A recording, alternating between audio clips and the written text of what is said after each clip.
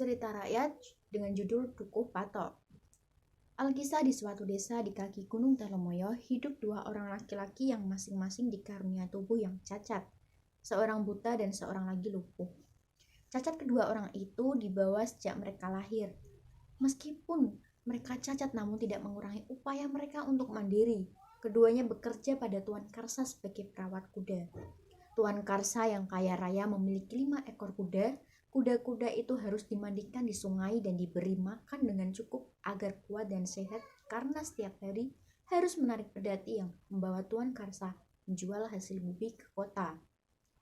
Keduanya bekerja sama saling bantu-membantu untuk mencukupi kebutuhan hidup sehari-hari, baik di tempat kerja maupun di rumah. Bila Loyo yang buta mencuci baju-baju mereka, maka Loyo yang lumpuh memasak makanan dengan aba-aba dari Loyo. Loyo membersihkan rumah, mencari air, dan setelah Loyo mengumpulkan kayu-kayu yang didapat dari hutan, Loyo kemudian memotongnya kecil-kecil untuk dijadikan kayu bakar. Keduanya begitu rukun saling bahu-membahu tanpa ada rasa iri. Semua yang mereka lakukan berdasarkan rasa saling membutuhkan dan kasih sayang. Pada suatu sore, matahari masih bersinar sangat terik. Kedua sahabat itu berjalan pulang dari rumah Tuan Karsan. Tidak seperti hari-hari yang lalu, hari ini mereka begitu lelah karena tadi ketika si Dampo dimandikan begitu bertingkah. Biasanya si Dampo sangat penurut, jinak, dan manis, sehingga hanya dalam waktu setengah jam Dampo telah selesai dimandikan.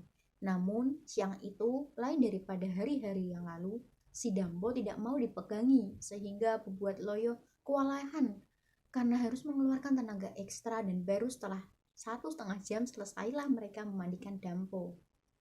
Perjalanan pulang rumah mereka harus melewati sebuah hutan kecil. Loyo digendong oleh Loyo seperti biasanya.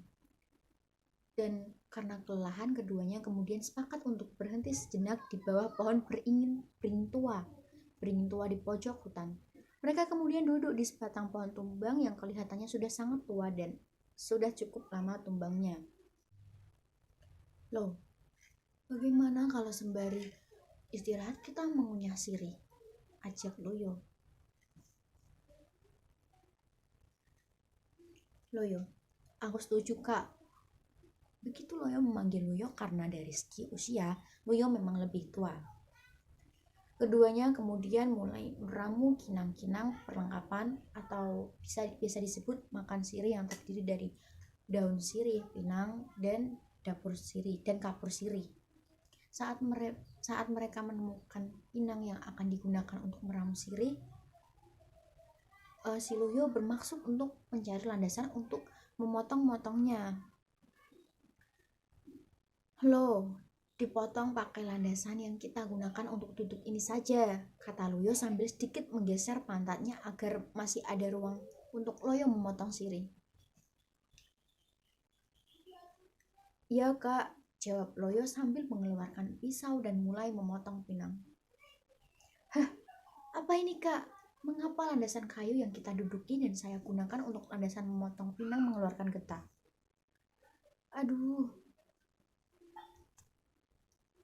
Aduh, mengapa getah yang keluar berbau amis sekali? Seru Loyo pada Loyo. Coba kulihat, jawab Loyo sambil mengamati getah yang keluar dari landasan. Loh, ini bukan getah pohon, namun darah, seru Loyo. Yang benar kak, kata Loyo. Loyo kemudian menempelkan jemarinya yang terkena darah ke hidung Loyo untuk dibawahi, dan saat ia hendak menempelkan cairan itu ke hidung Loyo, Loyo mengangkat tangannya sehingga cairan itu sedikit mengenai mata kanan Loyo. Aneh, mata Loyo yang semula tidak dapat melihat kini dapat melihat. Dengan kagum dan masih diliputi rasa tidak percaya, ia memandangi sekelilingnya. Pohon-pohon berwarna coklat dan hijau, batuan tanah, bunga cubung yang berwarna ungu, dan ketika ia mengadah, ia menyaksikan langit begitu biru dihiasi burung-burung yang berterbangan, dan lebih terkejutnya saat dilihatnya Loyo, ia berpikir, inikah yang dinamakan manusia? Berarti wujud dan rupaku juga hampir mirip dengan dia. Lalu ia berseru dan memanggil Luyo.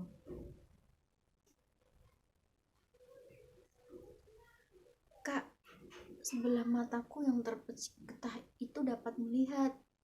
Coba kak, kau percikan lagi di sebelah kiri, pinta si Loyo. Loyo kemudian mengulurkan tangannya yang masih terkena percikan darah landasan dan mengoleskan ke mata kiri Loyo. Dan sekali lagi keajaiban. Mata Loyo yang sebelah kiri setelah diolesi getah landasan oleh Loyo dapat melihat. Loyo kemudian bersujud di tanah mengucapkan syukur atas kesembuhannya. Lalu katanya, Kak, coba kau balurkan getah itu di kakimu. Kalau-kalau juga ada keajaiban dari Tuhan sehingga kakimu bisa sembuh dan kau bisa berjalan, kata Loyo dan Luyo. Kak, cobalah, pinta Loyo setelah beberapa saat. Luyo belum mau menuruti permintaannya. Baiklah, semoga Tuhan yang Maha Kuasa juga memberiku kesembuhan, kata Luyo. Dengan hati-hati, tangan Luyo yang masih lepotan getah landasan dioles-oleskan pada kedua kakinya. Dan keajaiban selanjutnya terjadi, kedua kaki Luyo bisa diangkat dan ia bisa berdiri tegak dengan kedua kakinya. Terima kasih yang Maha Kuasa, Engkau telah membebaskanku dari penderitaan yang bertahun-tahun. Keduanya kemudian berbicara damai, bercingkrang, menari, meluapkan kegembiraan mereka karena terbebas dari penderitaan yang telah disandangnya bertahun-tahun. Loyo yang telah 18 tahun tidak melihat yang tidak dapat melihat, kini dapat mengamati apa saja yang ada di hadapannya. Burung-burung yang terbang tinggi di angkasa, bunga-bunga yang berwarna-warni, warna air, binatang yang semula hanya bayangan kini dapat dilihatnya dengan nyata. Sedangkan Loyo yang selama 19 tahun tidak dapat berjalan sehingga harus meminta bantuan orang lain, kini dapat mandiri. Namun ternyata meski cacat mereka telah sembuh, tidak mengurangi perasaan kasih sayang mereka.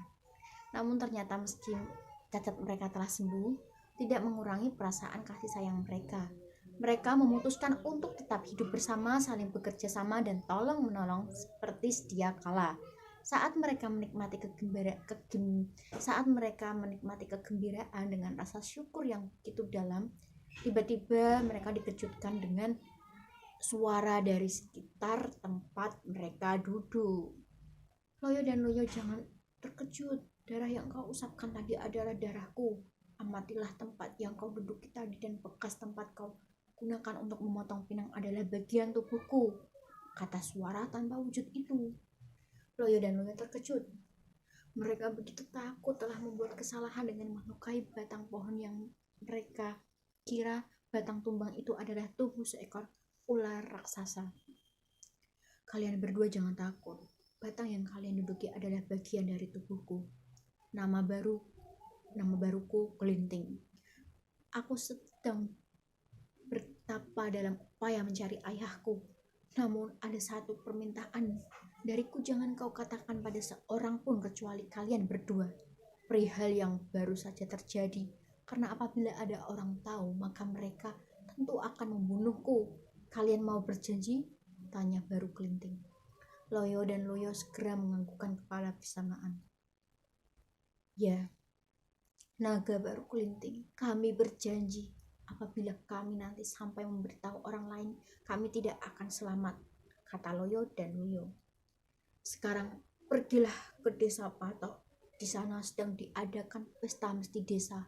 Banyak minuman dan makanan dan serta hiburan yang akan disuguhkan. Bantulah penduduk mempersiapkannya, kata baru Kelinting.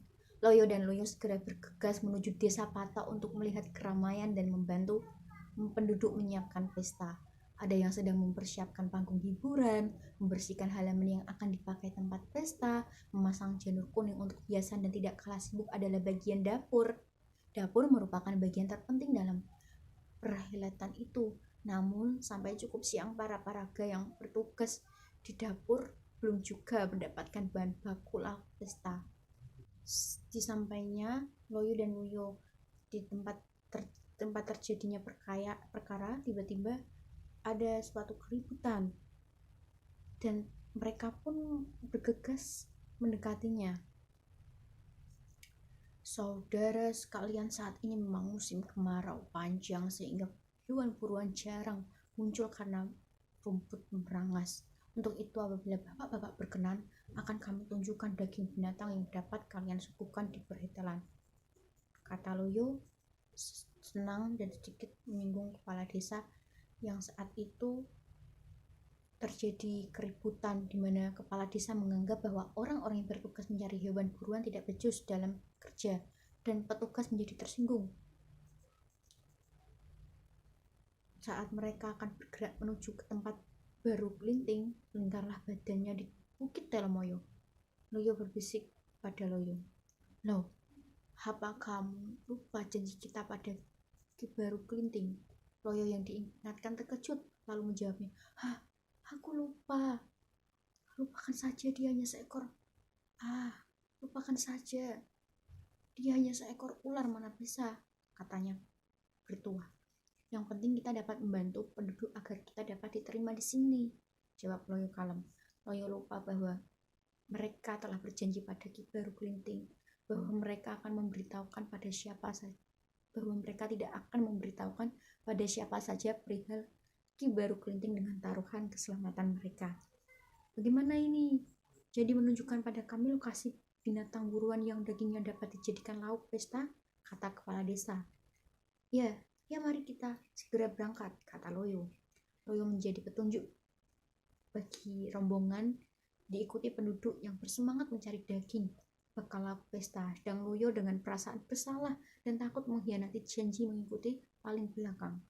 Setelah berjalan cukup jauh, sampailah di lokasi tempat mereka sembuh oleh percikan darah naga baru Kelinting. "Saudara-saudara, coba kalian perhatikan yang tampak sebagai kayu di bawah pohon beringin tua itu," kata Loyo. "Ya, itu batang kayu yang tumbang," kata kepala desa. "Salah. Yang tampak sebagai batang kayu tumbang itu sebenarnya adalah badan seekor ular naga yang sangat besar. Coba kalian perhatikan dan ikuti secara seksama sampai di mana kita ditemukan kepala dan ekornya," kata Loyo bersemangat. Semuanya pada heboh. Mereka saling memeriksa. Mereka berpikir bila daging masih tersisa akan diambil besok. Daging segera dimasukkan dalam karung dan anehnya begitu mereka akan meninggalkan tempat, Parto yang sudah memutasi daging tersebut menjerit, "Kak Loyo, bagaimana ini? Semuanya jadi gelap gulita. Aduh Kak, aku tidak bisa melihat apa-apa. Aduh Kak, aduh. Loyo, mengapa jadi begini?" teriak Loyo di tengah isaknya. "Ada apa Loyo? Kenapa kamu berteriak seperti itu?" jawab Loyo. Ternyata setelah penduduk memotong-motong tubuh Ki Baru Kelinting yang berupa ular raksasa, keajaiban terjadi. Kedua mata Loyo yang semula sudah dapat melihat kembali buta. "Ya Tuhan, inilah murka-Mu karena aku ingkar janji. Ya Tuhan, Yang Maha Esa, ampuni aku," gitu isak Loyo. Loyo begitu menyesali perbuatannya. Loyo yang tidak mengingkari sumpah janjinya pada Ki Baru Kelinting ternyata tetap berjalan tegak. Kedua sahabat itu pun berangkulan. Loyo yang menyesali pengkhianatan bersujud kembali. "Yang Maha Kuasa, ampunilah hamba, dosa hamba, kekhilafan hamba, dan kesalahan hamba. Akibat tidak menepati janji, hamba kini menerima hukuman-Mu." Selesai.